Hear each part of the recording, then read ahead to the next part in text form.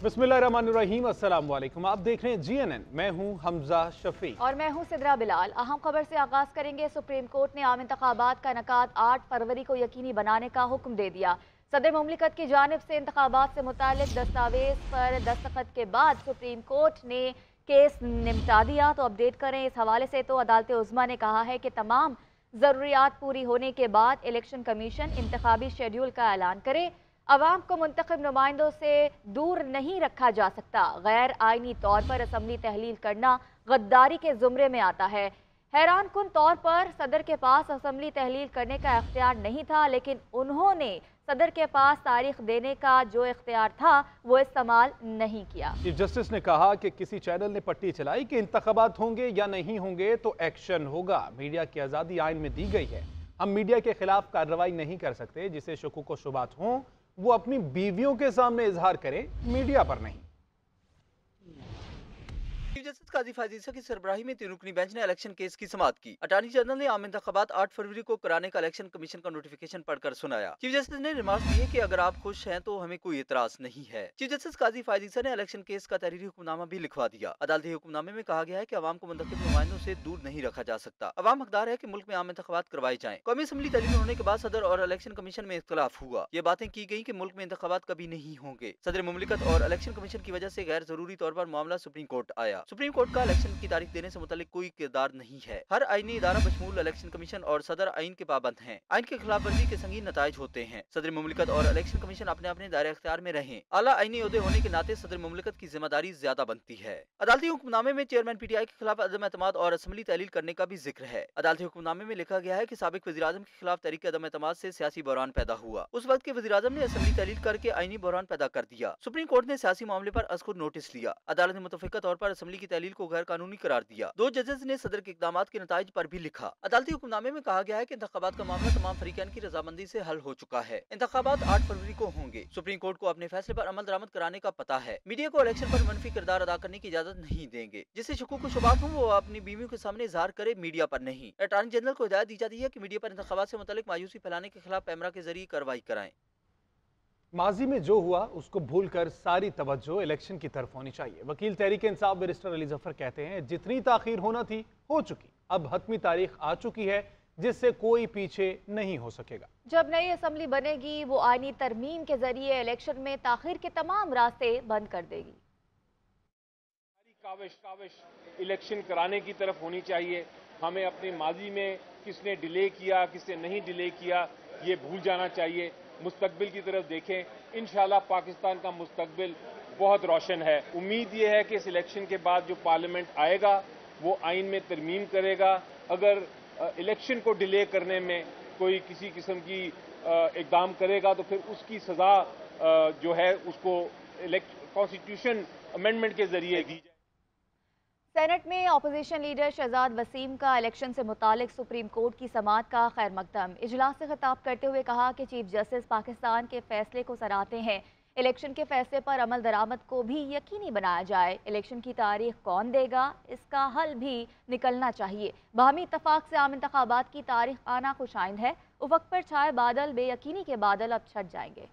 Chairman, फैसले तो यहाँ आते हैं, मसला अमल दरामद का होता है। चीफ जस्टिस ऑफ पाकिस्तान उनके फैसले को सराहता हूँ। इन हालात में न सिर्फ एक अच्छा फैसला आया बल्कि उस पर अमल दरामद को भी यकीनी बनाया। ये जो बहस शुरू हुई है कि इलेक्शन की तारीख कौन देगा, इसका भी एक हतमी फैसला या हतमी हल वो जरूरी है। इलेक्शन की क्रेडिबिलिटी भी उतनी ही अहम होगी जितनी उसकी तारीख। 90 रोज में इलेक्शन की बात करने वालों की सोच गैर आईनी है। सेनेटर इसाक डार का शहजाद वसीम को जवाब। कहा आइन के बाकी लवाजमात भी पूरा करने होते हैं। इलेक्शन कमीशन के पास फंड्स ही नहीं थे। हमारी हुकूमत ने इधर उधर से पैसे निकालकर इलेक्शन के लिए बजट पूरा किया। लेवल प्लेइंग फील्ड और फैसला और शफाफ इलेक्शन की बात पर अपोजिशन लीडर से मुत्तफिक हैं। गैर मुल्की मुबसरीन को इंतखाबी अमल के जायजे के लिए बुलाया जाना चाहिए। ये समझते हैं या सोचते हैं कि 90 दिन में इलेक्शन करवा देने चाहिए थे, तो वो भी विद ऑल ड्यू रिस्पेक्ट गैर आईनी सोच है। जब एक दफा सेंसस फाइनलाइज हो जाए और काउंसिल ऑफ कॉमन इंटरेस्ट उसको अप्रूव कर दे, इलेक्शन कमीशन ऑफ पाकिस्तान के पास कोई चॉइस नहीं है। आइन बहुत क्लियर है, उसके बाद उसको डिलिमिटेशन करना है। We also demand that free and fair election होने चाहिए, इट शुड बी ट्रांसपेरेंट। जब ये कहते हैं कि लेवल प्लेइंग फील्ड होती है, एंडोर्स हिम। कौन नहीं चाहता कि लेवल प्लेइंग फील्ड? हमें तो लेवल प्लेइंग फील्ड ही मिली 2002, 2008, 2013, 2018, वी ओनली वन इलेक्शन 2013। ये इलेक्शन जो क्रेडिबल नजर आने चाहिए, इंटरनेशनल जो ऑब्जर्वर्स हैं, फाफिन है, दूसरे हैं, आने दें उनको, let them watch and oversee the election process. आम इंतखाबात 8 फरवरी को होंगे। इलेक्शन कमीशन ने बाज़ाब्ता नोटिफिकेशन जारी कर दिया है। प्रिंटिंग कॉरपोरेशन को गजट नोटिफिकेशन जारी करने का हुक्म दे दिया गया। अदलिया का आम इंतखाबात के लिए अफसरान देने पर रजामंदी का इजहार। DROs और ROs का तैनाती नवंबर में ही किए जाने का इम्कान है। Chief election commissioner Sikandar Sultan Raja की सरबराही में अहम इजलास, आम इंतखाबात की तैयारियों पर ब्रीफिंग। रिटर्निंग अफसरान को नवंबर के तीसरे हफ्ते में ट्रेनिंग दी जाएगी। ROs की तैनाती के बाद ड्राफ्ट पोलिंग स्कीम ROs को फराहम की जाएगी। रिटर्निंग अफसरान आम इंतखाबात के लिए हतमी पोलिंग स्कीम तैयार करेंगे। मुस्लिम लीग नून के कायद नवाज शरीफ कहते हैं, हमने हमेशा अवाम की खिदमत की है। नून लीग ने हमेशा खिदमत की सियासत की है। मुल्क को महंगाई और बेरोजगारी के गर्दाब से निकालेंगे। आम इंतखाबात में भरपूर हिस्सा लेंगे। मुस्लिम लीग नून के कायद नवाज शरीफ कहते हैं, हमने हमेशा अवाम की खिदमत की है। नून लीग ने हमेशा खिदमत की सियासत की है। मुल्क को महंगाई और बेरोजगारी के गर्दाब से निकालेंगे। इसी वाले से मजीद जान लेते हैं महविश सोहेल से। महविश, आगाह कीजिए, मजीद किन अज़ाइम का इजहार किया गया?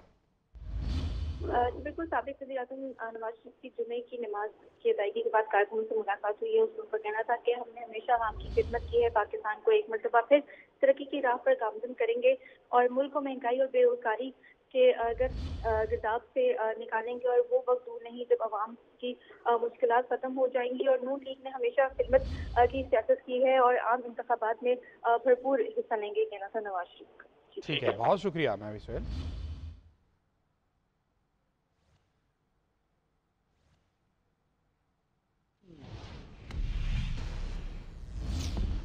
चेयरमैन तहरीक-ए-इंसाफ ने साफर केस में सुप्रीम कोर्ट में दरखास्त जमानत दायर कर दी। वकील सलमान सफदर ने साफर केस से मुतालिक अहम नुकात सुप्रीम कोर्ट में उठा दिए। दरखास्त में लिखा कि साफर केस सियासी बुनियादों पर बनाया गया है। चेयरमैन PTI की साफर केस में बादस गिरफ्तारी जमानत मंजूर की जाए। उधर ऑफिशियल सीक्रेट एक्ट की खुसूसी अदालत ने चेयरमैन तहरीक-ए-इंसाफ को कल बेटों से व्हाट्सएप पर बात करने की इजाज़त दे दी। आपको बताएं इस हवाले से, तो चेयरमैन PTI की साफर केस में बादस गिरफ्तारी जमानत मंजूर की जाए। उधर ऑफिशियल सीक्रेट एक्ट की खुसूसी अदालत ने चेयरमैन तहरीक इंसाफ को कल बेटों से व्हाट्सएप पर बात करने की इजाज़त दे दी। तहरीक इंसाफ ने साफर केस में सुप्रीम कोर्ट में दरखास्त जमानत दायर कर दी। वकील सलमान सफदर ने साफर केस से मुतालिक अहम नुकात सुप्रीम कोर्ट में उठा दिए। दरखास्त में लिखा कि साफर केस सियासी बुनियादों पर बनाया गया है। चेयरमैन PTI की साफर केस में बादस गिरफ्तारी जमानत मंजूर की जाए। उधर ऑफिशियल सीक्रेट एक्ट की खुसूसी अदालत ने चेयरमैन तहरीक इंसाफ को कल बेटों से व्हाट्सएप पर बात करने की भी इजाज़त दे दी है। तो अपडेट कर रहे हैं इस केस के हवाले से।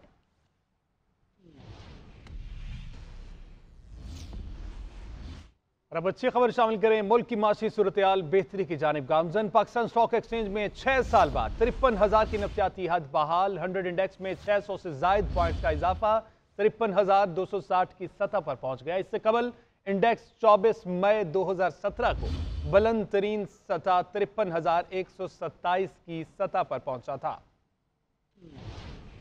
इलेक्शन की तारीख का ऐलान सामने आने के बाद सरमायाकारों का एतमाद बहाल होने लगा। पाकिस्तान स्टॉक मार्केट में जबरदस्त तेजी के बाद इंडेक्स ने तमाम रिकॉर्ड तोड़कर नई बुलंदी को छू लिया। 600 पॉइंट्स इजाफे के बाद 100 इंडेक्स 53,248 पॉइंट तक पहुंचा। इससे कबल 24 मई 2017 को इंडेक्स 53,127 की सतह पर ट्रेड हुआ था। मारूफ बिजनेसमैन अकील करीम रेड्डी स्टॉक मार्केट में तेजी को बिजली में सब्सिडी को खत्म करने समेत दीगर हुकूमती इकदाम का नतीजा करार देते हुए आने वाले दिनों में मजीद बेहतरी की उम्मीद जाहिर की। जो इकदाम किए गए हैं उससे गवर्नमेंट को बेनिफिट भी होगा, गवर्नमेंट के रेवेन्यू टारगेट भी पूरे होने शुरू हो गए हैं, IMF भी कंफर्टेबल होगा, आपको IMF का पैकेज भी लेने में मुश्किलात नहीं आएगी। आने वाली मॉनेटरी पॉलिसी में 2 से 2.5% इंटरेस्ट रेट गिरेगा और इससे से पहले जो काइबो रेट है उसमें भी कमी हम देखेंगे। माशी माहिरीन का कहना है कि अगर हुकूमत इंटरेस्ट रेट में कमी कर दे तो इसके मजीद मुस्बत असरात स्टॉक मार्केट पर पड़ेंगे। कैमरामैन फैसल खान के साथ राशिद खान, GNN, कराची।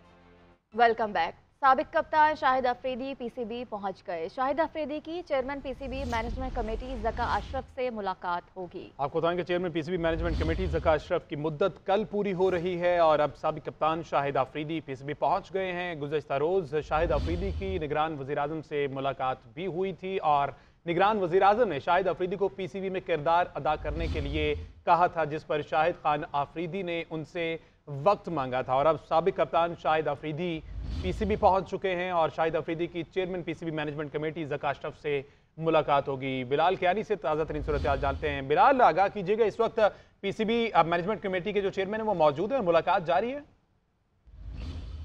जी बिल्कुल, साबिक कप्तान शाहिद अफरीदी कुछ ही देर पहले PCB पहुंचे हैं, जहां पे उनकी ज़का अशरफ से मुलाकात होगी। अभी तो मुलाकात बाकायदा तौर पर शुरू नहीं, लेकिन थोड़ी देर में मुलाकात शुरू होने का इम्कान है। शाहिद अफरीदी की गुज़िश्ता रात शाहिद अफरीदी की निगरान वज़ीर-ए-आज़म नवारुल हक काकर से भी मुलाकात हुई थी। निगरान वज़ीर-ए-आज़म ने क्रिकेट बोर्ड में शाहिद अफरीदी को रोल अदा करने का कहा था, जिस पर साबिक कप्तान ने कुछ वक्त मांगा था।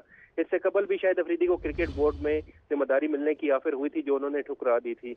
अगर हम बात करें ज़का अशरफ की, तो PCB के एक रुकन ने इन पर सख्त इल्जामात की बौछार की है। इसके अलावा बाबर आजम की चैट लीक होने पर सोशल मीडिया। बहुत शुक्रिया बिलाल कियानी। आगे बढ़े और बात करें, लाहौर की मकामी अदालत ने साबिक वज़ीर ख़जाना की बेटी खदीजा शाह का साइबर क्राइम में जिस्मानी रिमांड देने की दरख्वास्त मुस्तरद कर दी और उन्हें जुडिशल रिमांड पर जेल भेज दिया है। दूसरी तरफ लाहौर हाई कोर्ट ने नए मुकदमे में गिरफ्तार करने के खिलाफ तौहीन अदालत की दरख्वास्त पर IG पुलिस पंजाब से तहरीरी जवाब भी मांग लिया है। अदालत ने रिमार्क्स दिए कि शहरियों की आज़ादी अदालत के लिए मुकद्दम है।